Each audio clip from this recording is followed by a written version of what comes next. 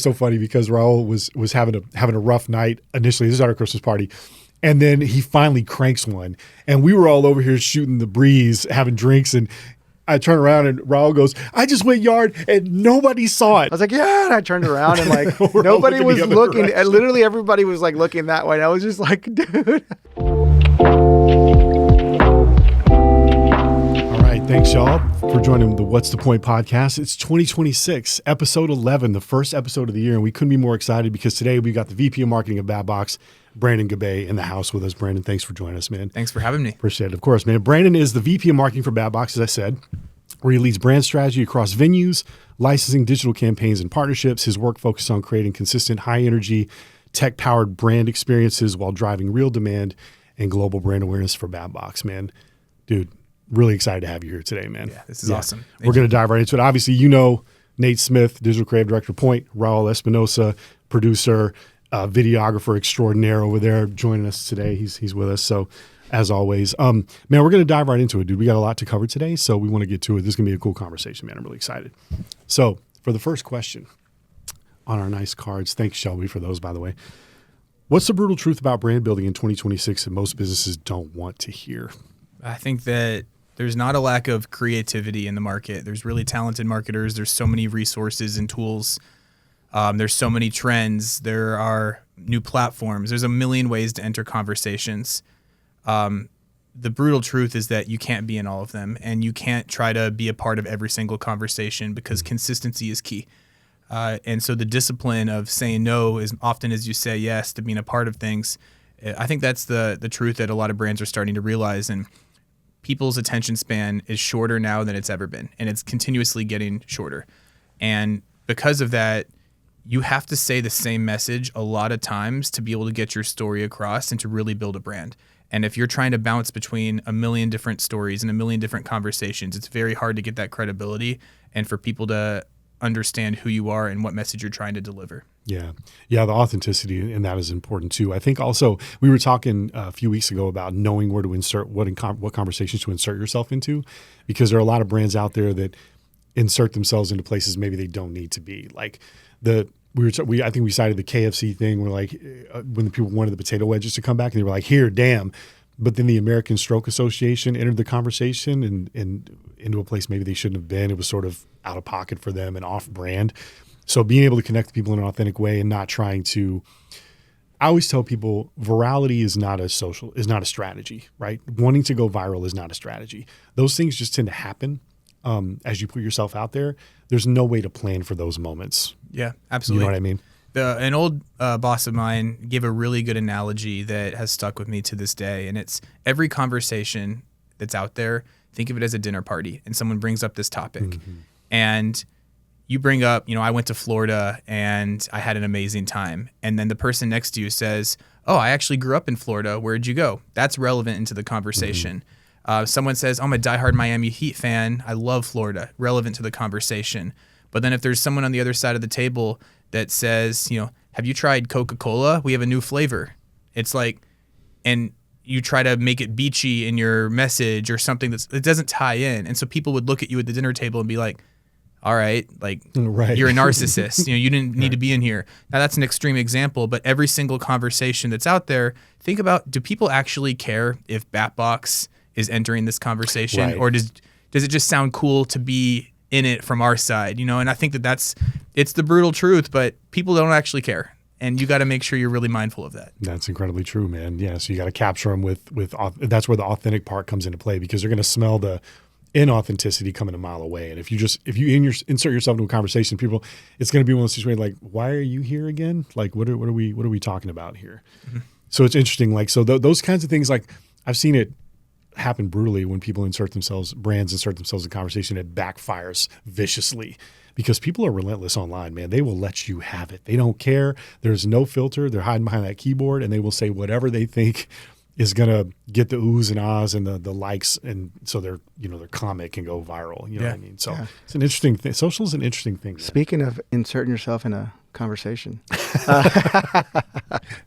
Yeah. I like what you said, like people don't care. And I just think that, that's one of the big things is a lot of companies don't realize that a lot of people just don't care. And so like they're very scared to like post certain things or do certain things on social sometimes. And it's kind of like, you know what, at the end of the day, like people they're just scrolling and they don't really care as much or as much as we think, you know what I mean? You know, when there is that care, it's very apparent, you know what I mean? But for the most part, these people will leave negative comments, whatever, and they just keep going because it's just something they do. A lot of that too, I think is that's a really good point, Raul. I think a lot of that is based in the fact that controversy and really set in your way opinions get the most results when it comes to, you see podcasters do this a lot. I feel like it's a YouTube effect too. Like people will post thumbnails or headlines that say something controversial. We know that very well. And we've played around with a lot of different things to try to, because our job is to get results, right? So it's really going to things with that marketing mind and thinking to yourself, okay, well, how are people going to respond? But the thing is, like, how are they going to respond when they see this though? Are they going to say something like, oh, you just use this title because of this and that? Or are they going to say, yeah, I felt that way before too?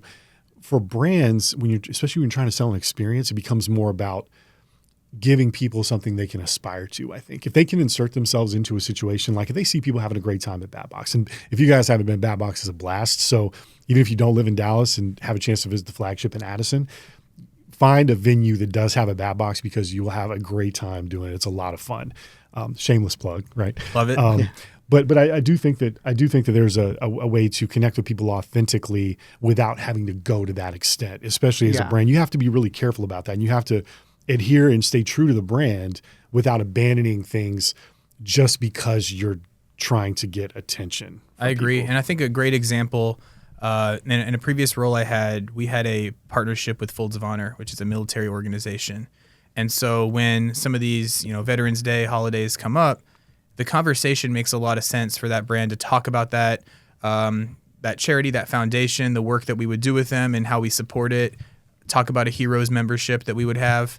That's a conversation that we can enter and have a really relevant point there. But if it's just posting a Facebook post that says Happy Veterans Day for no reason, and companies do this all the time, it's like, what is your actual message there? What is the actual story? And I think that's an example of trying to stretch yourself too thin. Why are you trying to enter every single conversation? Yeah. It doesn't create authenticity there. Yeah, I mean, I really want to know when a big corporation is like, Happy Valentine's Day. Right. You know what I mean? It's kind of like, it is weird. It's like, it's almost like, there's so much to post about. You should have so much to post about that, sometimes even a lot of the holiday posts are just like, really? Like there's nothing else you could really post about? I'm sure there is. And, it's a kind gesture, but at the same time, sometimes it's almost just checking the box to kind of get things, I think posted. That's a great example because it's so relevant to the times right now. We're working on our side on what we would want to do for around Valentine's Day and throughout February. And if we choose to enter that conversation, it's not just a Happy Valentine's Day with a flyer that says, come book your box at Bat Box.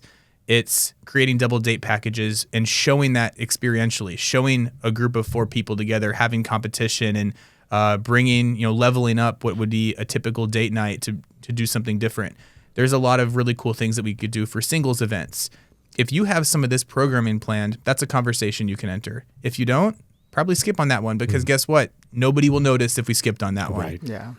Whether we think so or not, nobody cares. Yeah. But it's the FOMO, like fear of missing out. It's hard. And it's like, but sometimes it works against you because it's like, if you don't have anything valid to say, then it can come off that way, like, again, like a big corporation, like Happy Valentine's Day. I'm like, it's a little weird, but yeah, you're right. Yeah. Like if you can incorporate, date night, things like that, like bring business in, makes total sense. Yeah. And that's why email marketing is so hard because traditionally email marketing was going to be sending you a happy birthday or a happy Valentine's Day. And it's like an offer in there. It's hard to storytell really well with email marketing because people rarely even read those now. Like there's so much clutter with brands messaging you. And it's why some of these trends that have shifted over the last few years is if you're an experiential brand like we are, short form video, a lot more relevant than something that's going to be SMS or email. And you have to have a place for all of those platforms, but really understanding when to use them is important. Good stuff, man. That's just question one, too, people. We're like I said, we got a lot to get into today. Marketers can talk. If there's one thing we can do, it's definitely that. These guys know that all too well. I'm constantly talking their ears off. So, what early mistake taught you the most about brand credibility? I think it's the use of we versus you through the messaging. And early on, I was so passionate about the companies I represented, which I think is incredibly important as a marketer to really feel connected. And because I had so much passion, a lot of the marketing becomes, we can do this for you, or we have this, you need to come check it out. And that puts you as the focal point as a brand. And it's a lot more difficult for the consumer to feel connected unless you're just absolutely nailing that message for that specific audience. And so that's a lot, that's more like promoting yourself as a billboard, like showing the world who you are. And I think that as I've matured through my career and learned, it's okay, be the bridge, find a connection, find the end result, and you're the process. Focus on the process of getting somebody and letting them create the end result. Instead of, we can create these moments that are going to matter for you. It's like your family game night just got leveled up, and let someone immediately connect to that. The visuals will show where it's happening and how it's happening. Let people create their own moments, and we just need to build some really cool stuff that gives them a high probability of creating awesome memories, but they're the ones creating it. We're not forcing somebody to smile. We're not forcing someone to celebrate when they hit a home run, but when they do, they're going to. But that's their decision, not ours. I think finding the shift in our messaging and in our storytelling of using you instead of we has been the biggest learning I've had in my career. That's really good, man. I think we call that King Konging around here. It's chest beating, where we try to, I think one of the things we understand as marketers is in order to get the best results and response is to make it about the person across from you, right? It's like, it's kind of like the old adage, if you go in and you're talking to somebody about, if you're talking to a potential client about a gig, right? Ask the right questions, make it about them, give them an opportunity to tell you something about themselves, right? Mm-hmm. And to me also, that's just a good rule for life. That's just empathy, right? It's like, let me seek to understand where you're at and where you need help. And then I can tell you how we can help you. Yeah. Right. I think and I think it's the same thing for experiential brand. It's like, we're going to build the experience that you can come in and enjoy with your friends and your family and the people that you love. Yeah. And I've never seen anybody hit a home run and just drop their bat and have a straight face. And if you do that, then either you expected it to happen or you're slightly arrogant. Something's a little off. Yeah, absolutely. And I think that for us, we have to understand that we don't need to add more stress to people's lives. Yeah. Life is really hard and there's a lot of stressors. And so brands that are really pushy and trying to psychologically manipulate somebody into wanting to use their product, all it does is add more stress. And there's so many of those behaviors with consumers right now where they feel that pressure. And so, yes, we want to drive demand. And I think that that's important as a business to be able to do that. But at the end of the day, we just want to show how awesome people are these awesome times people are having at BatBox and through our brand, and letting them make their decision. And if we do it the right way with our storytelling, their decision is going to be to want to come and visit us. Yeah. Let them make that decision and don't try to force it. We don't need to add more stress. You see these really pushy brands out there that are extremely salesy in their ads. Those are the ones that aren't successful right now. And people are seeing right through that. And we're trying to move in the opposite direction where we're becoming more authentic. Yeah. And building community. Mm-hmm. Yeah. That's good, man. If you only had 10 seconds, how would you explain BatBox, and why is that level of clarity important at this stage? Absolutely. BatBox is an immersive sports entertainment company that uses technology to turn baseball into a social and accessible game that anybody can enjoy no matter what their skill level is. Did you time that? I feel like I was about to say that was under 10 right, seconds. Under 10? 7, 8 seconds, right? Was about 7, 8. Seven, yeah. That's pretty good stuff there. That's a good elevator pitch, man. You got that down. So if you ran into somebody with a bunch of money, that's what you would tell them, right? That's how you'd sell it in. That's the pitch. And I think that you asked, what does that mean at the stage of where we are? We're an early stage company. And so when you're an early stage company led by entrepreneurs, there's constant innovation and sometimes pivoting in the direction companies are wanting to go as you're continuing to learn more about yourselves and your consumer base. And it takes time to build credibility and equity in your brand from a positioning standpoint. So my role as the head of marketing for the company is to decide, when do I need to push back on pivots because maintaining specific positioning is extremely important and we're gaining momentum there, versus when do I need to understand that, hey, these pivots are actually important as an early stage company and we need to reposition. Having something like the statement I just said allows us to have room to pivot and still stay within our same mission statement, which is allowing us to expand on licensing, expand on venue growth, everything under that same umbrella. And that's why that key message is extremely important to us. You've done this before, haven't you? Hey, That's that's why we're here. Been around a while. Yeah. Yeah, this is great. What do high-performing marketing teams stop doing that others won't? I think it's similar to what we talked about earlier, where the high-performing teams are really good at selecting where they want to be, where they want to be seen, where they want to be heard, and doing it really well there, and being okay missing out on a different conversation or a trend. If you don't have the time to do something really well, that's okay. Yeah. Because there's going to be a million more opportunities. Mm-hmm. And yes, you're going to see other brands doing it and it's going to feel like you missed out. That's just your own internal pressure. Nobody else notices that. And there's a million other opportunities to do something really cool that you can actually spend the right resources and time on. And I think that that's really the biggest difference between a team that operates effectively and efficiently and a team that doesn't. So which social platforms work best for BatBox, and what makes brands fail on that same platform? For us, short form video is extremely important because we are a very experiential brand that requires people to really see it to be able to understand it and feel it. And it's why we're seeing a lot of good growth. You know, we've been open for 4 months at our venue here, but it takes some time to break that barrier of thinking, oh, this isn't for me because I don't do baseball. And so the short form video really helps. Reels has been huge for us. A large percentage of people are using Instagram as their website now, their landing page. And so just showing the story there as much as we can is huge. If you had asked me a couple of weeks ago, I would have said TikTok as well. But TikTok has not been the same for the last few weeks. No, it has to work out. It's an awful experience. So you say shorts and reels, right? So is it YouTube, Instagram, like which one performs the best, or which one do you kind of focus on? Yeah, we like the future outlook of what shorts can be, but Instagram is still king right now as far as viewership goes. Because you're getting all different demos. You're getting the older crowd and the younger crowd all hitting through Meta. And so right now for us, without a doubt, our platform that we like the most is going to be Instagram, specifically short form content and Reels.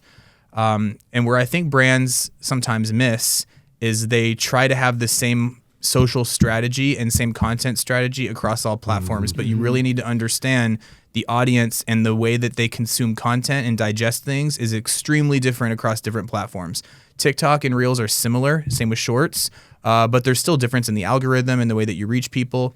And so if you can't spend the time to really curate specific content for each platform, choose the ones that perform the best for you and only focus on those. That's what we've started to do. We choose 2 or 3 platforms that we know will work for us, and we spend our time building those up to do really well instead of trying to split between 7, 8, 9 different social platforms, because there's a million of them and there's going to be more that are rolled out, throughout the years. Yeah, I like the way you said about the audience too, right? You had like the younger and older, because I think a lot of people just kind of jump to Instagram because it's Instagram, that they use it personally. And I just think that may not be, the viewers the audience that you're looking for, but that's what they're used to and that's what they go to. So it's cool that you consider that as well, like when doing that, because some people just want to post on everything all the time. And I just feel like that's just not a good strategy at all, because there's just different viewers on different platforms. You brought up a great point that I'd love to speak to there. We have executive meetings right before board meetings, and all those took place last week. And this was a topic for us.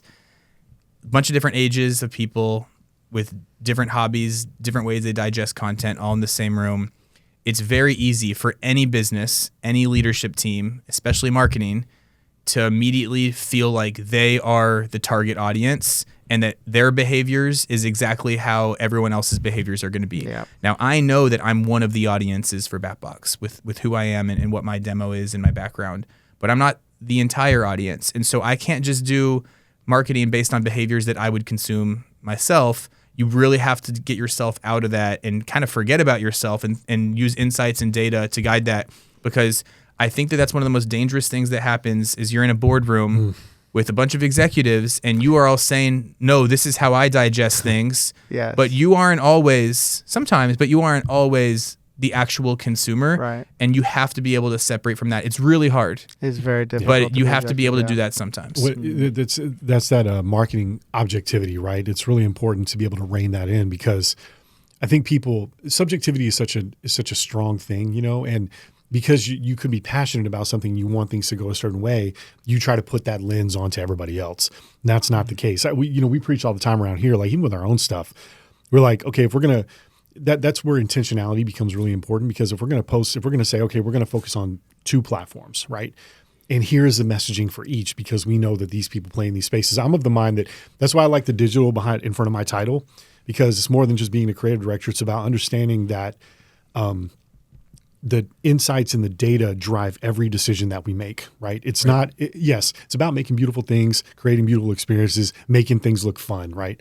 But at the same time, you have to be able to look at things and constantly optimize and know where to pivot. If something's not working, you're like, what's the data showing us? And let's have something in our back pocket as a contingency if in the event that plan A doesn't work. And that's why print and traditional are so difficult to navigate right now because without getting the same type of insights you get from digital campaigns, it's almost hard to compare these into the same campaign, right? Same platform or same program that you're pushing. And truly awareness, almost very, very top of the funnel. Yeah, it's got to be. Print. And also, you know, with print, the tough thing is, and we do a little bit of everything here. We're a full service shop, but it's hard to sit here and say that it has the same level of flexibility that digital does because, you know, with print, it's build, launch, and there's no going back, right? But with digital, you should be constantly optimizing. It's a cycle, right? You plan, you create, you launch, you optimize, you relaunch. It's just a circle. Yeah. It's like this all the time. I think for certain brands, it's different. And something I'd like to, continue to speak to on this topic is most of my career I've spent with brands where our personas that we target, our target audience is almost everyone. And at first glance, right out of college, I was like, that's awesome. We can market to anybody. It's actually really hard to do that because personalization is so important. And we see this at BatBox right now. We're an awesome place for birthday parties. We have so many birthday parties for 10-year-olds, 11-year-olds, and 12-year-olds. Mm-hmm. But if you push that to somebody who's 32 with no kids and looking for a social outing, it will make it seem like it's not a place for them. But that's the majority of our people actually are coming in are these young adults, corporate and social young adults.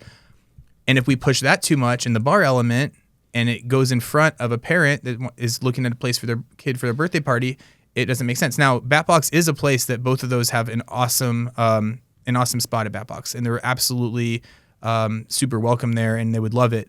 But you have to personalize that message. With print, it's really hard to do that because it's one message that can be seen by really anybody. With digital, it's become a lot easier for you to segment those audiences and give them a personalized approach, which is not just better as a business, it's way better as a consumer because it is a great place for birthday parties. I want them to know that. They deserve to know that because they would have a blast. These kids love it. But if we turn them off before they can, they've missed out on what would have been maybe their favorite birthday party. So we want to make sure it's something that's really good for the consumer and for us as a business. Digital makes that a lot easier. Yeah. It's funny. We were talking about TikTok a minute ago. I think also one of the reasons that, and I don't always big up Zuck, but he has built a system where, when it comes to Meta's targeting tools, man, you can just get so granular. It's just so much better than anything else that's out there. And say what you want about the experience of Business Suite. It has its ups and downs, right? Yeah. But when it comes to targeting, man, if you can hone in on those things, man, you can get really great results if you know how to target people, right? But I think, that's an interesting thing. Like, how do you message things whenever it comes to, trying to say, hey, this is a place you can bring your kids, but also there's a spot for you in case you just want to let the kids pop in the box and then you want to go over and watch the game and have a beer, right? You can do that, right? So, but it's hard to be able to hone in on those specific things. You have to be really, and again, it just comes down to that hyper intentionality. What are the things we know people need to know about this to be able to come and have a great time with, whether it's with their friends or with their family, and how do we do that in a way that's succinct and tight, because people's attention spans are what they are, man. So they're not going to watch a super long spot salesy ad for a place, you have to be able to get those things across quickly because most of these people are just scrolling the feed, man. And they're not taking the time to go look at your profile. They might, but they're seeing something, they're liking it, and they're moving on. And that's a perfect, full circle of why it's so important for us that we focus on the process and not the result, because the result might be this was Billy's favorite birthday party he's ever had, or this was, Brandon and Jess's best date, social double date, triple date they've ever had. Two different results, same process. They went into BatBox. They did something maybe out of their comfort zone. They had social competitive nature and they did this experience. Maybe they ate and they, had the TVs going, the music was going. That's the process. And it was the same whether it was Billy's party, I think that's the name I used, or it was Brandon and Jess, right? It was the same process. So that's how we message it and that's consistent. Yeah. Let them create their result. We focus on the process. That's how we can do it. If you focus only on the result, it's really hard to personalize it. That's a really good point. Also, I'm going to go off script real quick. Why is it that every time you say some nondescript little kid's name, it's always Billy? Billy Baseball, it's always man. Billy. Just it felt right. And then the funny thing is like, here's the funny thing. You rarely ever see a grown man who goes by Billy. It's always William or Bill. The Y gets dropped at some point. Like, how soon is it before the Y gets dropped when your name is Billy as a little kid? Is it like when you become a teenager? Billy in the comments, Bill, William, whoever it is, let us know. When did it happen? Yeah. Also, when did Bill become the nickname for William? Why isn't it just Will? I never Why is it Bill? These are really good questions. It's thought starters. I think next episode, get a couple Bills on here. Yeah. And ask. Yeah. When did this happen? How did we get here to this point? Why did your parents make this decision? They have so many options, man, for their name. Yeah. It's unbelievable. Yeah. So that's a really good segue. So just want to let everybody know that today's sponsor of the episode is none other than BatBox. What started as an immersive entertainment venue has evolved into a fully integrated sports technology company powered by proprietary software, real-time player tracking, and connected gameplay across a growing global network. With flagship venues, licensed partner installations, and compact self-serve stations, BatBox is built to scale across sports, hospitality, and entertainment spaces. Backed by over $10 million in funding and nearly 100 simulators live across the US, Canada, and Latin America, BatBox is defining the indoor baseball category, turning underutilized spaces into community-driven experiences where casual fans and serious athletes can play together. So grab your friends and fam and go check out BatBox today. More than 10 seconds, but still really good. Yeah, right. Yeah. Well, we got to be able to show things. You know what I mean? It's great. All right, man. So we're going to jump into this. So we're now reaching the second half of the episode, right? All right. If your goal is growth, what's the only type of content that actually brings in new clients? I feel like we've kind of covered this a little bit, but if you want to hone in on it a little bit more. It's storytelling. And I think that when you can show that it's, there's two parents that have constantly been chaperoning their kid to a baseball game and sitting in the bleachers and they're spectators and they're chaperones and they're fans. And we take down that fence and now they're players and they get to play on the same field as their son and their daughter at BatBox. When you have a company that is looking for that culture and that team building, which has been really hard since 2020, and you can show that they've been able to accomplish that through an event at BatBox, I think that the storytelling allows people to resonate with them. And the biggest piece of our brand isn't our flagship venue just here in Dallas. It's our licensing, and we're scaling out this concept to operators all over the world, family entertainment centers, standalone concepts that want to just bring baseball entertainment to their communities, sports stadiums, hotels, casinos, resorts. Every single operator that's wanting to bring the BatBox Suite concept to their community, they have a story. They had this dream, this vision, this mission of them that they wanted to deliver something to their community, and that's why they have created this business of theirs. And so those are the stories that resonate with people and that we want to share. We don't need to talk about ourselves as the billboard. Tell that story, and people will create that bridge, and they'll understand, hey, I want to get there too. This is how that person got there, and maybe they come to us to get there as well. So storytelling is the most important thing for us as a brand. Yeah. Yeah, that's great, man. How much should competitor analysis influence your strategy before it starts hurting your brand? I think that that's such a sensitive line where you want to be really careful on. Competitive analysis should be really good for awareness to know what others are doing and talking about, but not necessarily driven into strategy. And you don't have to follow everything. And I think that there's a very different answer based on whether you're a challenger brand or you are leaders in a category. And indoor baseball entertainment is a new category that we are leading. We are leading that through technology, through scale, through development. And as the leaders in that category, we need to be aware of what others in the space are doing, because that's extremely important, because you have to understand, do consumers like that or do they not? Yeah. And that will help fuel your growth. But you don't need to copy, and you don't need to do the exact same thing. Pave your own path. Use that for awareness, but really be focused on your own goal. If you do things right, if you focus on yourself and really work hard and get 1% better every single day, you're going to become successful. You don't have to focus on everyone else. And if we're focused on ourselves every day with the roadmap we have, there is zero doubt in my mind that we are going to lead this category forever. I think you bring up a really interesting point here too. Thank you for that answer, man. I think having a strategic roadmap is so imperative, and knowing yourself and knowing where it is you want to go, and then not deviating from it the minute that if something goes downward, the minute panic sets in. You have to, it's okay to revisit and adjust a little bit, but completely abandoning your strategy because you feel like you want to you want to rest on your laurels or lean on something old that may have worked before. I think that's a mistake. I think people need to, that's why strategy is so important. Like, you have to really know where you're going and have that roadmap laid out so that you can continue to move forward and not deviate from the path. I think it's really imperative. If you don't have your own identity, you're not a brand. Yeah. You're a company that's following others, and that's okay. There are some of those out there. That's not us. And if you really want to be a brand that people can resonate with and that they can feel and have scale, and as an early stage company, scale is important, you have to have your own identity. And if you're following other people, you'll never have your own identity. Use it for awareness, not identity. Speaking of identity, I have a sidebar question. So you guys were set up in Mexico prior to coming to the States. So you kind of had a proven out business model, right? JD and I talked about this early on in the game.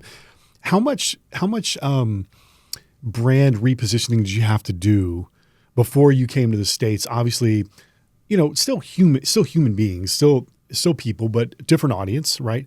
How much did you have to reposition BatBox for the States? Yeah, when we were based out of Monterrey, Mexico, we had a location there which was using different technology. And so from the venue side, consumer behaviors are very different in the way that they socialize and in the way that corporate spends money.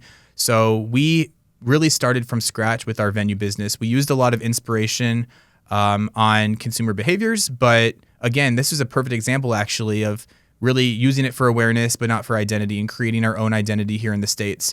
As we moved over here into the US, we also acquired that technology and turned from being a venue company, which is what we were in Mexico, to being a technology company. And so we've repositioned our brand completely to be able to scale out through licensing and through technology development. And it does feel like it's a new company, but we also are very understanding of the 5+ years of consumer insights we've been able to gain from being throughout Latin America as we expanded into the US. Yeah, that's one thing you and I talked quite a bit about. It's like, as much as you guys are experiential, at the heart, you're a tech company. Right. 100% through and through. Yeah. And it's really interesting with, like, product is leading our business right now, because our product roadmap is everything for us. We want to continue to lead this category. You can't stop. People are going to be playing catch up forever. As long as we're moving at the speed that we are, there is no catch up.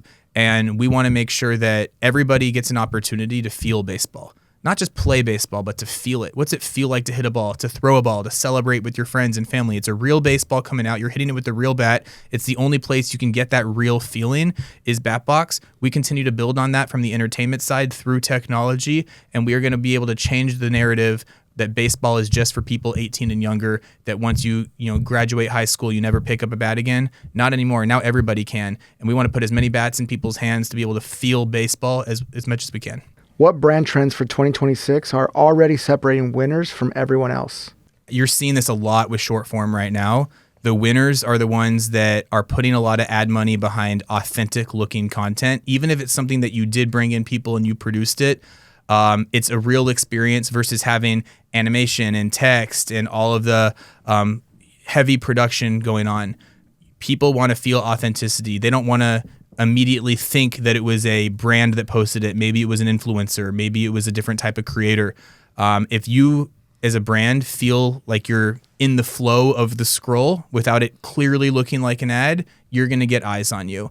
Those are the brands that are winning. And if you look so different as people are scrolling than all of the rest of their content on their For You page, they're going to scroll right past you. And so the brands that are winning are the ones that are preventing that immediate scroll through because it feels natural into people's feed.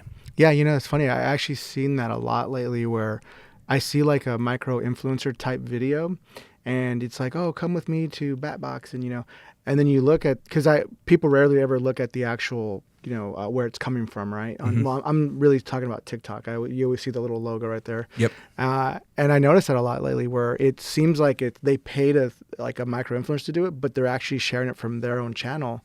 And I think it's because a lot of companies are starting to realize that a lot of times people aren't really looking at who's actually sending off or, you know, posting the content. Yeah. And because people, again, like we talked about earlier, like people don't care about things like that, and they just want to see good content, and they're just scrolling. Yeah, absolutely. That's UGC, cool. And it's always been something that was a part of people's strategy, and I think it's becoming way more of a strategy now. If you have a creator that's got a big following, big growth, and maybe one that you're trying to reach that you don't already have, you need them posting to their page. But if it's a creator that's really good at storytelling, that's got the right voice and has a really great video, and maybe you didn't even know they were going to make it, but you got tagged in a post and you reached out and say, hey, can we use this and push this out from our page? It is very authentic. It's not in any way fake because it was a real person's experience that you didn't even plan. But that's the best way to get the message out. And then you can put it in front of your own audience on top of theirs. So that's a huge trend that's happening right now. Yeah, and I wonder if it's because, you know, some of these big companies, they have a really big following. I just think they don't know how to reach their followers all the time because things change so much. So I think it's pretty interesting to think that. I wonder if they're like, well, you know, instead of using a micro-influencer to share this to their audience, well, we already have a big audience too. Why don't we just use them on our platform? So it kind of has the same messaging and has the same, you know, targeting, I guess, but use our actual followers. You know? I think that one of the more dangerous metrics to look at right now is people's follower count. Whether that's influencers that reach out and give you crazy rates or other brands. You see 100,000 followers and they'll be getting 2,000 or 3,000 views on their posts. And people can get followers in a lot of different ways, but also a lot of times, especially on TikTok, that's where I think it happens the most, is that somebody went viral for one video. And that's awesome. And they went nuts. They got a ton of followers and a ton of total views on that one. And it looks really good when you look at the top of their page with what their metrics are. But they haven't been able to recreate that. And you have to be really mindful of that. And so as a brand, we're growing our follower count right now. You know, we're a new brand, but our engagement rate is so high compared to the number of followers we have versus a lot of other companies. We're trying to be very intentional to reach the audience that actually followed us. They followed us for a reason. Keep giving them that content. And when you're constantly changing the type of messaging that you're doing with all of these programs and promotions and all this clutter all over the place, it's really hard to maintain credibility with the people that followed you. They followed you for a reason. So we're being strategic as we're growing our following count. That's not the main number we're looking at. It's, are we still seeing growth at the same rate in our engagement rate and the people who are sharing our post? Because if we're not, then we're not really resonating with the people who followed us. And to us, that's a lot more important. We don't care as much about an influencer's total follower. It's how many people are they actually reaching that care about that content? Man. Yeah, it's a really you said a good point, mouthful. actually. I think, that's a really good question too, Raul. I think at some point you reach a place where for us, we look at, you know, views are important. Obviously getting, you know, for us, I think as an agency, our goals are a little bit different, I suppose. Not too different, but at the end of the day, we're still trying to build community and do it in an authentic way. I would be more concerned about how many people are actually taking the time to leave comments or share something that we've done. Because when somebody shares what you've done, they're already an advocate for your brand because they care enough to let their audience know about what it is you have going on. But most people can smell sales coming a mile away. The hard thing is, and I want to know how you balance this, and I think we were talking about there's a fine line. How do you balance the promotional things you have to do as a place that serves food and drinks and has that aspect of the business? There's also experiential to incentivize people to get them in. We talked about this with the lunch and brunch options that you guys are potentially going to be coming with. How do you balance those things while still, because we've worked with companies, we used to work with Bar Louie, was one of our clients. They were very, very heavily promotional. It's almost like you had to incentivize people every single week to get them to come in to do something like drink specials, food specials, happy hours, et cetera. And everything was catered to that. But they weren't really leaning into this because we were running their social, so it wasn't really at our behest, but it was a hey, you guys should lean into storytelling a little bit more and start to talk about how the gathering of people can be can create a sort of magic that, because when people are breaking bread and having drinks together and doing those things, that's where all the great parts of life happen, right? Mm-hmm. So how do you balance being heavily promotional versus showing people the experience that they can have with people that they care about? Yeah, absolutely. I think it's a different approach to that answer based on whether it's organic or paid. You can be a little bit more promotional on paid, especially if it's a short-term promo that you need to get the word out fast. We like to use our feed organically for things that are going to be lasting a longer period of time, and use our stories and use our paid for a little bit more of the promotional stuff. Reason is that our Instagram page specifically, it's not only for our venue here in Dallas, it's all of these potential people that want to bring Batbox to their communities, and they're bringing the play aspect. So we want to show play as much as we can on our feed and then show the rest of the F&B promotions through other channels. But I think a perfect example, one of the posts that have performed the best for us in the last few weeks is when we were promoting our $15 pitchers. It's a great price. It really is a great value. There's 1 million sports bars in Dallas. I'm sure some of them have the same price pitchers as us. Some of we're better than some too, but that doesn't really stand out. Even though it's a great price, it's hard to drive someone in if it was $15 versus someone else who had a $16 pitcher. And so what we did, instead of just making an ad or a flyer that said that, is we showed somebody swinging and they missed, but they were cheersing right behind, and it said this and a $15 pitcher, which was really fun because it's like, hey, doesn't matter. I'm just out here having a good time, drinking some beers with the friends. That's the way that we would promote it. You storytell and you let people kind of naturally find out, oh, it's a $15 pitcher. It doesn't say come and enjoy our $15 pitchers, but it's there. The message is there, and if that video resonated with somebody, the message is going to stick as well. And that was a big learning for us because it performed super well, and now we're starting to do that as much as we can. So I got an idea for you. Pitchers for pitchers. Sounds good. Yeah. Pitchers for pitchers. Yeah. Show the pitching challenge, and then show the beer. There it is. There, done. Check it out on a Batbox Instagram page. You can just make the check out to me. No, I'm kidding. But when I was saying, so that begs another question. We talked a lot about this. You talked about being able to walk into and then we'll move on to the next couple of questions because I told you we weren't going to keep you all day. But the play like a pro versus play like a kid. People want to push that play like a pro. It's like, okay, but that comes with a lot of pressure. What about playing like a kid where you could just, we talk about the video of the kid walking up and doing the dance at the, and doing cartwheels down to first base after they get a hit or smack the tee, the ball off the tee, which are so fun. And we talked about taking the pressure out of it and just saying, and that's a good way to do it, is say, hey, just come have a great time. Here's something you can do, a way to unwind after work or something. Come hit a few balls, see how you can do, and have a picture with your buddies or your friend, your friends or whatever from work. And it's a great way to do that. Talk to us a little bit about the play like a pro versus play like a kid, because I think it's something you're really passionate about. And I want people to hear that from you. Thank you. I am passionate about that. I know you are. I think it's really easy to see a concept like ours and be like, you can be a pro too. Being a professional in any capacity, whether it's sports or not, there's pressure. You got to be a high performer, right? Yeah, I mean, everybody feels it. If you're a professional baseball player, you swing and miss a couple times, you're getting booed. Yeah. You're not getting celebrated. You're not getting laughs, right? You're not having fun. You might get sent down. You might get cut if you're not performing at a high level. Your only focus is on gameplay if you're a pro. That's the only thing that matters. That's the only thing people care about. When you're a kid, there's the orange slices after the game. It doesn't matter if you're the most athletic person in the field. I go to my nephew's soccer games, and sometimes kids are running the wrong direction. It's okay because the parents are having fun. They're laughing. The kids don't even know. They have just as much fun as the ones who are scoring all the goals. When you're a kid, there's a freedom through play. And it's okay to be a little goofy or to not be the best because the experience itself is what you're there for, not for winning. Yeah. And the older you get and the more close to being a pro you get, that narrative completely switches. At Batbox, we want you to be able to have the nostalgia of feeling like a kid. We have plenty of times to feel like adults.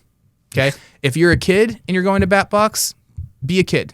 Yeah. Have a blast. Enjoy your youth. And if you're an adult, here it is. You get to do it again. You get to feel the nostalgia of just being out there with your friends, your family, and just having a good time. Who cares if you hit it or you don't? Go back there, grab some food, grab a drink if you're of age, and just have a great time. We want people to feel their youth. We don't want them to have to feel like a professional again. I mean, we do that all day. I know. And that is what we're trying to switch in the narrative, and it allows people to just have a good time. Yeah. I asked that question because I the first time that you because we talked a lot about nostalgia the last time we talked about this. And as a former athlete, I played basketball, but played baseball for a little while. A better basketball player than I was a baseball player. Pretty good baseball player. Not anything that I thought would take me to college and all that good stuff. I was like, passable. Yeah. But as an athlete, I understood that feeling. And even if I wasn't an athlete, I would understand things that take me back to my childhood and being a kid. Like when you first said that and you gave that piece, I kind of welled up a little bit, man, because I started thinking about my life as a kid and all those things, the Gatorades and juice boxes and the chip bags, the Fritos chip, the big Fritos bag pack when I was a kid. Your parents and your and family friends being there cheering you on in the stands, man, what a great feeling. It didn't matter how well you did or if you lost, they were there to support you. God willing, everybody has family and friends that support them like that. Right. But in here, it's kind of the same thing, man. Like in our experience at Bat Box, which we said we had our Christmas party there, and we were at the VIP launch party, which was a ton of fun, man. And it's just such a great time. And there were a bunch of swings and misses at the Christmas party, man, and at the VIP launch party. But you know what? We were having a great time, man. And it was like, you get them on the next one, right? And it wasn't so much about, even though there is a competitive aspect to it, so you can get in the in the grid of it if you want, Sure. If you're like want to be really competitive. But it's also just about getting there and having a great time, man, and having fun. And I think that's one of the unique things about Bat Box is it's, you can go in and be competitive and feel that again. And when you crank one out, when you go yard, you can turn around and smile and everybody's cheering for you. Or you turn around and smile and get cheered for even if you swing and miss and strike out. Right? Yeah. And that's a beautiful thing, man. And I think it's something that everybody should have the chance to connect with on some level. I agree. And I think what we try to do is we don't think hitting a bat box or a ball of bat box is hard. It's challenging. Yeah. And you can set that challenge however you want, different pitch speeds, different game difficulties. But for us, challenge is what makes that feeling happen because people crave overcoming adversity and obstacles. And we do it in a very entertaining way. But when, there's other concepts out there that are similar to like a mini golf where you can hit it every single time. You don't necessarily feel that rush of adrenaline when you do it. It's not as challenging, but we want to play into the challenge. Yeah. And so you might swing and miss twice, but when you hit it, it's a home run or you hit the game-winning run in the game, the immediate reaction every single time is you turn to the family you came with or the friends you came with or the coworkers or your teammates and you celebrate, and the team that you beat, maybe, they have their hands on their head. We don't force that. Yeah. It's human nature. I know. That is the feeling. And all we're trying to do is create the feeling. It's magic. And man. that's the feeling. So we work on the process. You get that feeling, and that's the result. And you can't get that feeling without having some challenge. And that's why we encourage everybody, come try it. Yeah. You think it's not for you? You're going to have more fun when you overcome the challenge because you didn't think it was for you. Yeah. And that's the surprise feeling that you're going to have. And that's why we encourage people to come in and do it. I think that's one of the cool things about having the tech too, like showing the game on the screen, like showing how things happen rather than just being in a batting cage. You get to see what happens when you get to see the ball, go out of the park, right? You get to see it happen. And there's a visceral thing that happens between you when you do that versus what you're seeing on the screen. And it makes it a really immersive experience, which I think really is a smart way to do it. It really plays into having that feeling is you get to see it happen in front of you. Yeah. It's everything that's great about a video game because it's all gamified and in front of you. Yeah. Mixed with everything that's great about active sport because you're physically doing it. Yeah. And I think that many years ago, Wii Sports came up with something where you had a physical activity and then it was gamified. Yeah. The tennis was We've super got the fun. 2026 version of Yeah, that right now where it's a real ball coming and you're Yeah. actually hitting it. But that's the whole idea is like take active, take play, combine it with this awesome video game technology, and as we continue to innovate, it will continuously get even more immersive for everybody. And you get the stats after the game, so you can see how you can see how well you did. So like at the Christmas party, at the VIP party, I was striking out left and right, man. But I finally got my rhythm down with the faster pitches because we went up to 55. All right. And I hit 620. I'm bad at 625 at the Christmas party. I mean, you're the best baseball player of all time at that point. I got an anecdote. Raul, it was so funny because Raul was having a rough night initially. This is our Christmas party. And then he finally cranks one. And we were all over here shooting the breeze, having drinks. And I turn around and Raul goes, I just went yard and nobody saw it. And we were all laughing and just having a great time, man. And it was just fun. But we have it in the video from our one of our reels, and his smile was as big as day, man. It was a fun feeling. We were high-fiving each other, man, and just having a great time, dude. Yeah. And it was just so much fun to have that, to just be carefree that way and just kind of let everything go and just have a great time. Well, I got to ask, I'm flipping it back to you now. When that moment happened and you made contact and you saw the ball fly and the camera, it goes to like a slow-mo, on our screen as you hit the home run. That was probably an unexpected rush of feeling that you had in that exact like millisecond, right? Oh yeah, it definitely was. And I think the main thing too is I've never played sports at all. And so I was like, there's a couple people here that are really into sports, and I was like, oh man, they're gonna just like tear it up, and I'm just gonna go on there. And so when I did it, it took me like a while, like maybe like 10 tries, and I was just like, oh dude, F this, And then when I finally did it, it was just like, I was like, yeah, and I turned around and like nobody was looking, and literally everybody was like looking that way, and I was just like, dude. Yeah, nobody saw it. They failed you, but you felt it, and that's the feeling right there, and what we try to deliver. That's awesome. But even when he got out of the cage, we were still like, oh snap! I said, oh no, I turned around at the last minute. And I said, oh, Raul just cranked one because I saw a home run on the screen, and he still came out. And we still were giving him he's still high-fiving everybody. Yeah, the stats live forever. We store those, and you get the text after the game. So I know, man. You got the evidence, you got the receipts. Yeah, I do. So how do you spot trends early and act on them before they become oversaturated? Yeah, I think that you got to be uncomfortably chronically online sometimes. I think social listening. Yeah. Hire young people because they're really good at the trends, and they make sure that you're not going to, be looking like a boomer in all of your ads. And no, I think that when you see that goes right back to our question of looking at what competitors are doing. If you see that somebody is doing something really cool in the trend, do it in your own way. We are very lucky to have a brand that has so much experiential aspect of it where we can take a trend and apply it in a really fun way to our play. And we did that with a High School Musical audio that we did the other day where my team was recreating High School Musical but doing it at Batbox, which I think was so fun. So it's really not feeling like you have to be in every trend, but when you see one that you feel like makes sense for your brand to enter, decide, is this one that we want to spend our time on or not? And if it is, go all in and try to make this something that's different than every other one. If somebody clicks on that trend or clicks on that audio, you need to look different than theirs. And it goes back to like, what's going to stop the scroll? If you don't have something that's going to stop the scroll, you get lost and it wasn't worth your time. What's the biggest mistake brands are making with AI right now?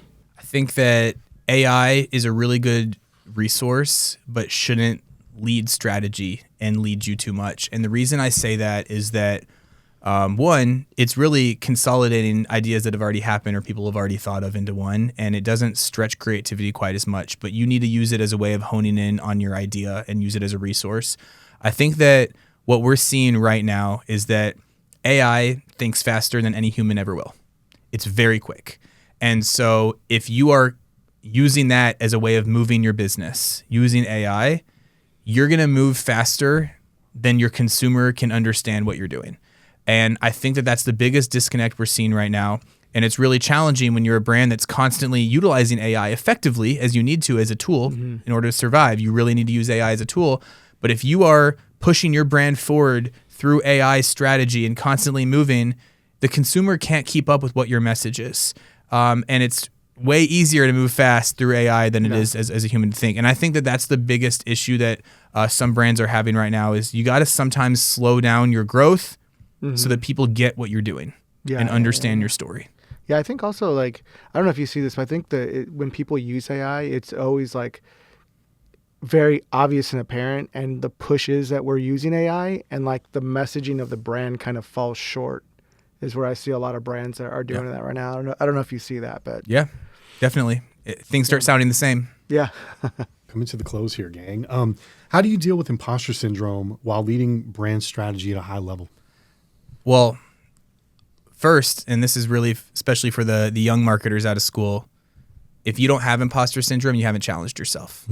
It's totally normal. Everybody has it. At the end of the day, no one knows what they're doing. We're all figuring out life for the first time. Everybody is, right? Imposter syndrome is a healthy thing if you can control it. You need to have your own confidence, and that's the best way to overcome some of this imposter syndrome. But if there's a million brands out there and there's a lot of really great marketers, and you're going to see stuff of, why didn't I think of that? Why didn't I think to hop on this trend? Why didn't I do a campaign like this? It's so easy to do that. What people fail to remember is, if you're also doing really cool stuff, think about how many other marketers are out there looking at your pages thinking the exact same thing you were thinking about them. Because there's plenty of good ideas to go around.